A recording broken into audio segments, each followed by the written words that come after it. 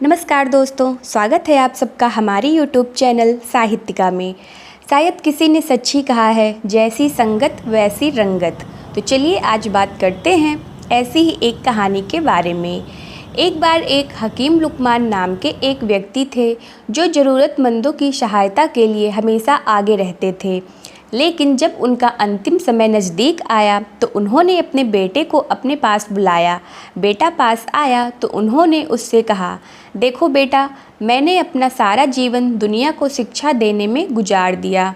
अब अपने अंतिम समय में मैं तुम्हें कुछ ज़रूरी बातें बताना चाहता हूँ, लेकिन इससे पहले ज़रा तुम एक कोयला और चंदन का एक टुकड़ा उठाकर ले आओ। बेटे को पहले यह बड़ा अटपटा लगा, लेकिन उसने सोचा कि अब पिता का हुक्म है तो यह सब लाना ही होगा। उसने रसोई घर से कोयले का एक टुकड़ा उठाया।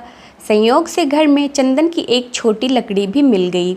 वह दोनों को लेकर अपने पिता के पास पहुंच गया। उसे आया देख लुकमान बोले, बेटा, अब इन दोनों चीज़ों को नीचे फेंक दो। बेटे ने दोनों चीज़ें नीचे फेंक दी और हाथ धोने जाने लगा तो लुकमान बोले, ज़रा ठहरो बेटा, मुझे अपने हाथ तो दिखाओ। बेटे ने हाथ दिखाए तो वह उसका कोयले वाला हाथ पकड़कर बोले, देखा तुमने, कोयला पकड़ते ही हाथ काला हो गया, लेकिन उसे फेंक देने के बाद भी तुम्हारे हाथ में कालिख लगी रह गई। गलत लोगों की संगति ऐसी ही होती है। उनके साथ रहने पर भी दुख होता है और उनके ना रहने पर भी जीवन भर के लिए बदनामी साथ लग जाती है।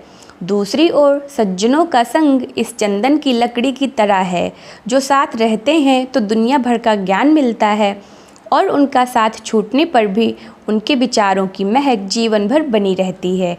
इसलिए हमेशा हमें अच्छे लोगों की संगति में ही रहना चाहिए। तो हमें इस कहानी से यह सीख मिलती है कि अगर हम अच्छे व्यक्ति का साथ करते हैं तो हमारा हर तरीके से विकास होता है, लेकिन अगर हम वहीं कुछ बुरी संगति वालों का साथ करेंगे तो वह हमारे लिए एक दिन विनाश का कारण बन सकता है। तो इसलिए हमें बहुत सोच समझकर अपने मित्रों का चयन करना चाहिए। धन्यवाद।